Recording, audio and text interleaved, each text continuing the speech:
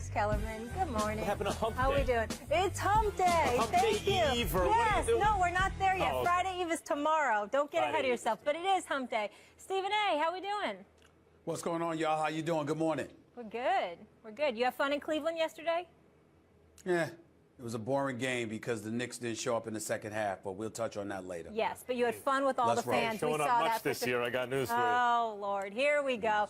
Coming up, Coach K will join us with the college hoops just around the corner. And the CEO of Top Rank Promotions, Bob Arum, will also be with us. Stay tuned, a little boxing. But we tipped things off with the NBA season opener from last night. It was just another day in the office for the Spurs, who took down the Warriors with ease, 129-100. In his Golden State debut, Kevin Durant led the team with 27 points and 10 rebounds, but it wasn't enough as Kawhi Leonard and LaMarcus Aldridge led San Antonio to the blowout victory. Here's Draymond Green on the L. Short story tomorrow would be, you know, KD broke up the chemistry and we can't win with KD and all these other things, which is going to come with the territory. We're looking forward to that. We already know that's coming. Durant said after the game that the loss was a slap in the face. You know what, Stephen A.? Let's go there. Has Durant made the Warriors worse? First of all, I think the question itself is idiotic, and anybody who thinks that it makes the Warriors worse after one game is idiotic. It makes no sense whatsoever. It's an 82-game schedule. It's one bad night. They didn't show up to play, which is something we have to ask Steve Kerr about, who is a great coach but has struggled in Game 7 of last year's NBA Finals and struggled the very next game, which was Game 1 of this season. They seemed ill-prepared. Let me just put it out there. They were missing threes. Steph Curry shot 3 of 10 from three-point range. Klay Thompson shot 1 of 6. That's 4 of 16 from the best shooting backcourt we've ever seen, okay? They did not have a good night. They were missing layups. They were sloppy with the basketball. They were turning it over. Meanwhile, the San Antonio Spurs had aberrations all over the place. Jonathan Simmons, 20 points on 8 of 14 shooting. Kawhi Leonard, we know he could play. We know he's a stud. But 35 points, come on now. That's not what you expect from Kawhi Leonard. Well, what does that have to do with the price of tea in China? We're talking about the Spurs and Warriors. I'm sorry, I didn't know. Carmelo or Kawhi? But I didn't know that that's what we were talking about. I thought we were talking about the Spurs and Warriors last night. I didn't even know I said it out loud. You're already annoying him. Yeah, you did. Okay. The point is that, and I'm a little sick by the way, but I'm all right. The point is that Kawhi Leonard is not going to drop 35 on most nights. The Kawhi Leonard is a stud. We know he could play. But the kind of night that he had last night was by and large due to the sloppiness of the Golden State Warriors that gave the San Antonio Spurs an abundance of opportunities. San Antonio, obviously exceptionally well coached, came ready to play. They were ready for the season opener, and they performed like it. But the Golden State Warriors were incredibly sloppy. That is an aberration. That is not something that's going to happen on most nights against this team. It was a bad night. That's all it was. Of course, Kevin Durant has made them worse. We're talking about right now, are they better or worse than they were last year when they were a 73-win team that came within a couple minutes, really a couple possessions, of winning the finals again? Yes, they are worse for now. Just like when LeBron and Bosh got to the Heat with Wade, they didn't get worse because of where the Heat were coming from. But it took them a while to get going. Through their first 17 games, they were 9-8. And then they went 22-1. So, and made it to the finals where LeBron choked it away, but still they were favored and they probably should have won had LeBron not choked it away. So does Kevin Durant in the long run make the Warriors the favorites still? Yes, I believe he does. Do I think they're going to win the chip this year? Yes, I think they will. You take out Harrison Barnes in a death lineup and insert Kevin Durant. Boy, that's worse than a death lineup. That's a lineup will kill you and then kill you again in the afterlife. So I think he makes them better in the long run. But for now, and maybe for the foreseeable future, for the first 10, 15, maybe 20 games, they're not going to be as good as they were. That is a major piece to integrate into the chemistry of the team. And I don't just mean the way the death lineup maybe works. It's the way Steve Kerr has to juggle the pieces. When do we play Steph with Durant, because when they played together, actually, they were a +1 on the Spurs. But he tried to play them separately. It didn't work. Big negative plus-minus numbers when he did that. How do we fit Iguodala into this? What's his role in the second unit? All those things have to be figured out now against real NBA competition with the money on the line now over the first several weeks of the season. And over that time, this Warriors team will be worse than they were. Of course they will be. Well, listen, the point that I'm trying to make to you is this. Even last night was no indication because of the missed shots. If Steph Curry and Klay Thompson don't shoot 4 of 16 from three-point range, what are we talking about here? 8 of 16, Kawhi 12 Leonard, points. They lost by 29, Stephen A., so they still lose by 17.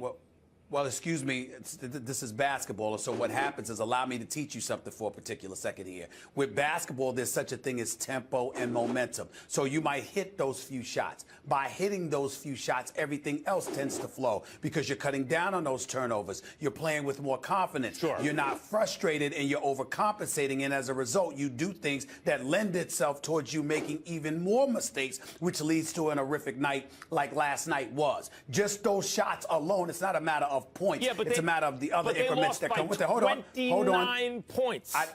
I'm sorry, I just explained it. Don't Do I explain need to repeat 29, myself? but go ahead. You understand? It does explain 29. If you know basketball, it explains 29. Well, what explains it's not just 29 about is the they numbers. don't have a last line of defense because in order to make room for Kevin Durant, actually a point that you brought up yesterday, no Bogut. Also, no Ezeli, no Spates, who was really only nominally a big man for them in terms of the function he served. But they were able last year to be reckless, swarming, ball defenders where they can't gamble the same way because they don't have that last line of defense. All those things take getting used to for them and take adjustments.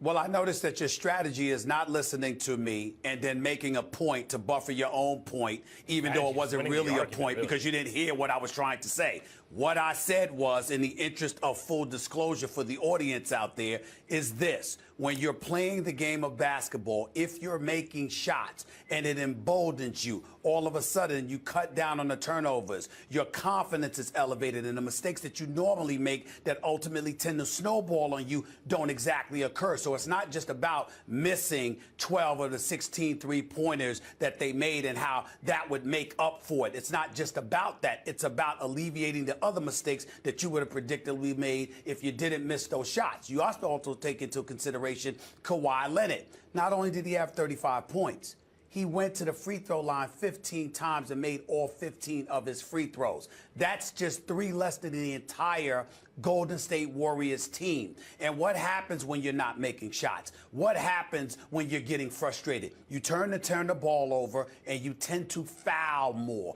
because out of frustration, you do things like that, which is why he went to the line so much. So all of those things contributed to it. In the end, all I'm trying to say is that one game like this doesn't mean that the Golden State Warriors are worse. They had a bad night.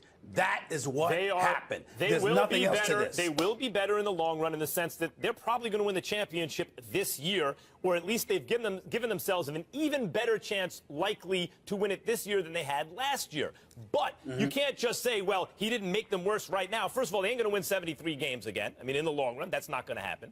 You had to get a little lucky to do that anyway. Secondly, there will be an adjustment period, and here we're seeing it. And thirdly, to credit Popovich, even though he's also had to integrate new pieces, he loses Tim Duncan, who's the backbone of that franchise for so long, brings in Gasol. There are changes on the Spurs too, but none as big as bringing in a Kevin Durant and how that changes things. And so Popovich's unit performs like a team that's been playing together a long time, like a team. And Golden State is still trying to figure out what team they're going to be. So let me ask you a question here, Max Kellerman. If the Golden State Warriors go on a roll, for example, right? And let's just say they win 20 straight. Sure, possibility. But then they show up one night and they lose by 30. What you gonna say then? They got blown out after a great winning streak. This is not that. This is very similar to what we saw in Miami when the Big Three got together. How do you know what it is? Hold on, that's my point. How do you know what it is? Because it's game one. Right. Because I know it's game one of the regular season. And have you one seen... night, One night in, and you're already ready to say they're worse? One night? Yes. Well, for right now, yes. That's frequently what happens when you bring in a brand new piece that is going to be so important to the team. Frequently, there's an adjustment period. In the long run, I expect them to be better. In the short run, I expect them to be worse while they figure this out. Absolutely. Okay. All right. By the way, 73-9. The likelihood is they may not do that again, but that wouldn't mean it's because they're worse. It would mean because, as Max Kellerman adroitly pointed out in weeks past and days past, they were foolish to expend so much energy trying to capture that streak. Sure. Playing guys extra games and extra minutes and all of that other stuff. So they damaged themselves for the finals by expending so much energy and beyond in pursuit of the all-time record and the all-time season. So it's entirely plausible that the Golden State Warriors may indeed reach a point where they're willing to say, that record is not important to us because the regular season is not that important to us. What we need to do is think like the Spurs and do everything that we can to be at elite peak physical condition for the postseason, which might not lend itself towards 73-9. That does not make them worse, according to Max. Not even me. Well, according to Max, it didn't make them worse. It made them wise. It made them wise. Let me return the compliment in that case, Stephen A. It is true. Had the Warriors gone 16 for 16 from 3, they would have won by a little bit. That's true. All right. Are we done here, gentlemen? Are we good? Who knows with Max? Who knows what he's going to say next? I don't know when he's done, but go ahead. Oh, testy. I like it. All right, enough of these two. We want to hear from you guys, our First Take fam. Go on Twitter, vote in our poll. Has Durant made the Warriors worse? Sorry, Stephen, I asked the question again. We'll share those results a little later in the show. But meanwhile, the Cavaliers picked up where they left off. They kept the magic rolling in the land last night with their new rings, crushing the Knicks 117-88. LeBron James started the season off with a bang, a triple-double with 19 points, 11 rebounds, and 14 assists in the win. Stephen A., did the Cavs prove they are the best team in the association? No, they didn't, because they were playing against the Knicks, which means they didn't receive a real test. We don't know.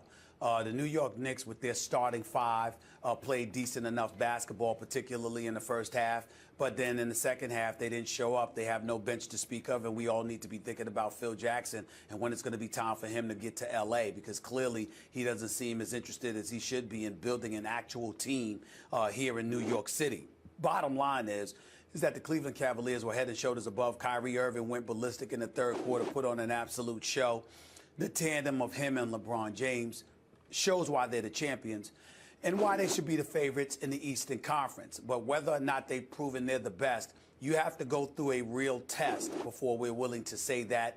And there's no way on earth that I can say that because, unfortunately, the New York Knicks didn't provide the kind of exam needed to gauge such a proclamation. The Cavs proved they were the best team in the NBA by winning the championship last year. That's when they proved it. And there's been very little turnover on the team. Look, I know Della Vedova, he's the scrappy guy and everything. They really needed him when they didn't have Kyrie Irving or Kevin Love in the finals 2 years ago. Not as much did they need him in last finals, considering what was available to them. And obviously Mozgov, that's, you know, in a certain way similar to Bogut in the sense that he's a big body and he can act as a rim protector and he's nimble for a big man and all that stuff. So they missed those pieces. But there's no real huge turnover by the standards of most rosters, especially after you win a championship trying to hold on to everything.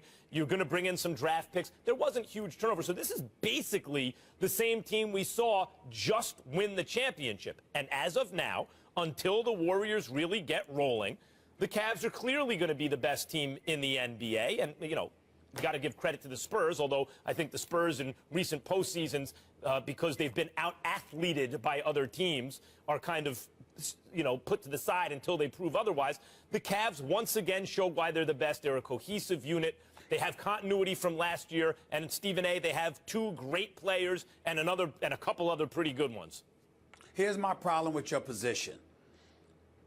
you're not resolute because you're going to be dancing all year if you continue on this path. You've been very, very clear about how the Golden State Warriors are the favorites. Then you start out talking about how they're not better than they were last year, and last night proved that. Now you're coming with the Cavs, and you're talking about how they're the best team for now because they proved it last June. And, oh, by the way, here they are again, having played last night, but at the same time, you're not picking them to win the championship. Based on what you're telling me, how can I pin Max Kellerman down definitively as we look at this NBA season? Because I want to make sure I'm clear about what you're saying. You're saying Golden State is going to go to the finals against the Cleveland Cavaliers. Correct. And you're saying Golden State is going to win, correct? Correct. But early in the season, Cleveland will look better than Golden State because of the continuity issue which Cleveland has. And also, to the Knicks' point, the reason I've been saying to people like you, and in fact you on this show, that the Knicks ain't making no conference finals,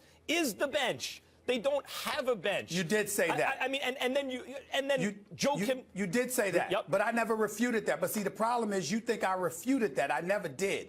What I said was that starting five with the big if as it pertains to their health is good enough against the marginal teams for them to have a respectable record and ultimately get there. It wasn't to bloviate about the Knicks. It was an indictment against the rest of the Eastern Conference. Because when you look at everyone outside of Cleveland, who can you definitively say is you can pencil them in as money? You don't know. Boston is too young, and I'm not that high on the Al Horford acquisition.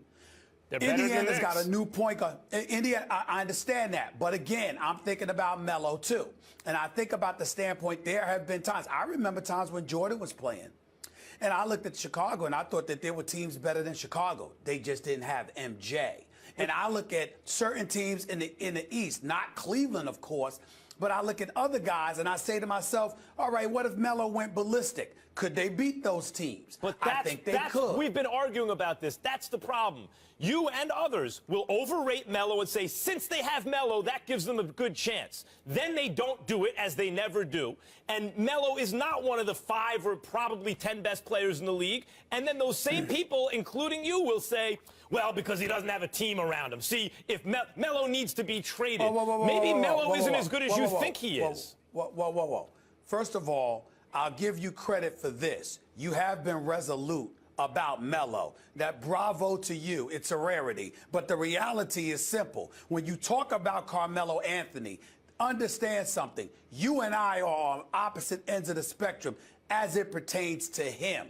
But when I'm talking about the New York Knicks, I'm also talking about the rest of the Eastern Conference outside of Cleveland. Toronto? I don't have a lot of faith in those guys. Even Toronto. They're better thought that than the last Knicks. year. I think, well, Dwayne Casey's a hell of a coach. Kyle Lowry and DeMar DeRozan can really play. But Bismarck Biyombo being gone, I think, relatively hurts them. Valanciunas, we'll see what he does this year.